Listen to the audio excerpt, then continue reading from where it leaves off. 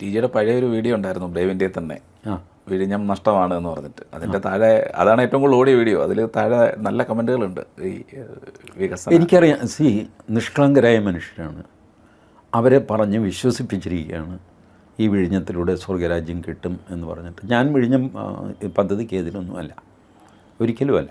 പക്ഷേ ഈ പറയുന്ന ഹൈപ്പ് അത് ശരിയല്ല, അങ്ങനെ സംഭവിക്കില്ല.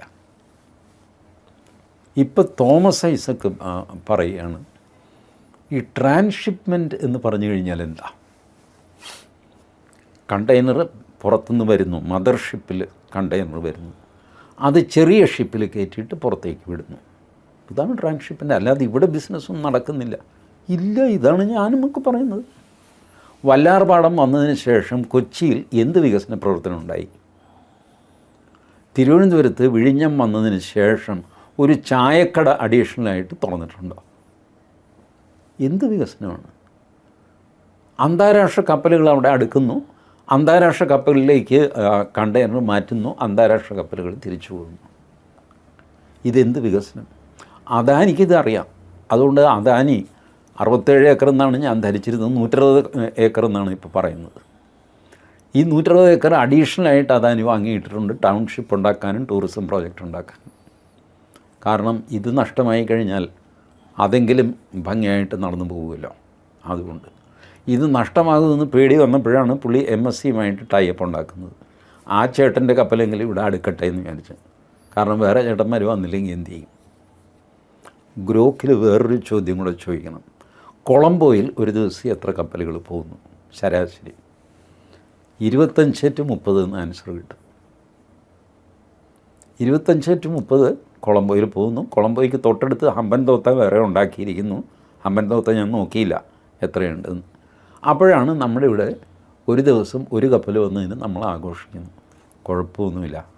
ഇതൊക്കെ തുടക്കത്തിലെ ജനങ്ങളെ പറഞ്ഞ് മനസ്സിലാക്കാതെ നിങ്ങൾക്കിതുകൊണ്ട് വലിയ പ്രയോജനമൊന്നും ഉണ്ടാകാൻ പോകുന്നില്ല. കേരള സർക്കാരിന് തന്നെ പ്രയോജനം എപ്പോഴാണ്? 60 കൊല്ലം എപ്പോഴും 2080 ആകും എന്നൊക്കെ പറയും. അതുവരെ 1 രൂപ വെച്ച് കൊടുക്കും. 10 കൊല്ലം കഴിയുമ്പോൾ 1% മാറും. ഇതൊക്കെ ശരി, ഇതൊക്കെ പ്രതീക്ഷകളാണ്. ഇതൊക്കെ ജനങ്ങൾക്ക് എന്ത് പ്രയോജനം ഉണ്ടാകും? അസോസിയേറ്റഡ് ആയിട്ട് വിഴിഞ്ഞം ഡെവലപ്പ് ചെയ്യുകയാണെങ്കിൽ എനിക്ക് സന്തോഷം. വിഴിഞ്ഞത്തേക്ക് ഒരു റെയിൽവേ ലൈൻ കണക്ഷൻ ഇതൊക്കെ വരുമെന്ന് പറയുന്നതല്ലാതെ അതിൻ്റെ യാതൊരു ഇതും ഉണ്ടാക്കിയില്ല. വല്ലാർപാടത്തേക്ക് ഇതുപോലെ കണക്ഷൻ ഉണ്ടാക്കി ഗുഡ്സ് ട്രെയിൻ വരാനായിട്ട്. ഇപ്പോൾ റെയിൽവേ വല്ലാർപാടത്തോട് പറഞ്ഞിരിക്കുകയാണ്, ആഴ്ചയിലൊരിക്കലെങ്കിലും ഗുഡ്സ് ട്രെയിൻ ഓടിച്ചില്ലെങ്കിൽ ഈ പാളം തുരുമ്പെടുത്ത് പോകും. അതുകൊണ്ട് ഒന്നുകിൽ ആഴ്ചയിലൊരിക്കൽ ഗുഡ്സ് ട്രെയിൻ ഓടിക്കുക, അല്ലെങ്കിൽ പാളം ഇളക്കിക്കൊണ്ട് ഞങ്ങൾ വേറെ സ്ഥലത്ത് പോകാം. ബാക്കി ഇൻഫ്രാസ്ട്രക്ചർ അവിടെ കിടക്കും. വലിയ പാലമാണത്. ഇന്ത്യയിലെ തന്നെ ഏറ്റവും വലിയ കടൽപ്പാലം റെയിൽവേ അവർക്ക് വല്ലാർപാടത്തിന് വേണ്ടി പണിഞ്ഞതാണ്. ഇത് കൂടാതെ മൂലമ്പള്ളിയിലെ പാവങ്ങളെപ്പറ്റി ആരും മിണ്ടുന്നുമില്ല. അവരെ ഇപ്പോഴും പുനരധിവസിപ്പിച്ചിട്ടില്ല. തോമസ് ഐസക്ക് പറഞ്ഞത് Moolampilly is an embarrassment, let us not discuss that. പരിഭ്രമം ഉണ്ടാകുന്നു മൂലമ്പള്ളി എന്ന് കേൾക്കുമ്പോൾ. ഈ അവസ്ഥ വിഴിഞ്ഞത്തുമില്ലേ? വിഴിഞ്ഞത്തെല്ലാവരും ഹാപ്പിയാണോ? റീഹാബിലിറ്റേഷൻ കഴിഞ്ഞോ?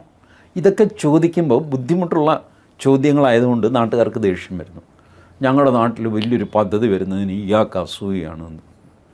നിങ്ങളുടെ നാട്ടിൽ വലിയ പദ്ധതി വരുന്നത് ഈ നമ്മുടെ കൊടിയേറ്റം സിനിമയിൽ തൻ്റെ മേത്ത് ചെളി തെറിപ്പിച്ച് ഹൈ സ്പീഡിലൊരു കാറ് പോകുന്നു.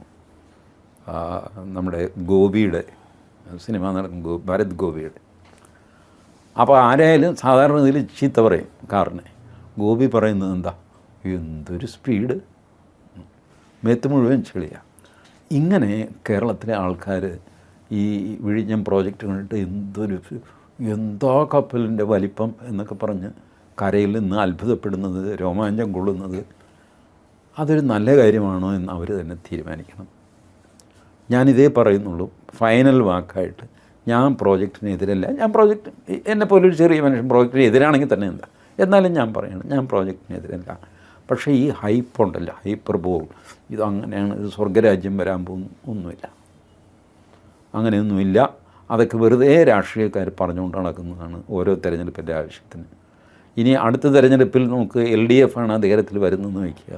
അവർ വിഴിഞ്ഞം പ്രോജക്റ്റിൻ്റെ ആരാധകരായിട്ടും ഇവർ വിമർശകരായിട്ട് മാറും. ഇത്രയേ ഉള്ളൂ. അങ്ങോട്ടും ഇങ്ങോട്ടുമുള്ള ഇവരുടെ ഒരു ചക്കളത്തി പോരാട്ടം. അതിനിടയ്ക്ക് ജനങ്ങളിങ്ങനെ ഭ്രമിച്ച് വിശ്വസിച്ചൊക്കെ പോകുന്നു.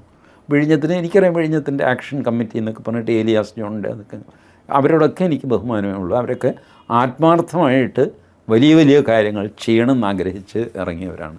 പക്ഷേ അതൊന്നും തന്നെ നടപ്പാകുന്ന സിറ്റുവേഷൻ ഇപ്പോൾ ഇല്ല. ഇപ്പോൾ നമ്മുടെ തല അദാനിയുടെ കക്ഷത്തിലാണ്.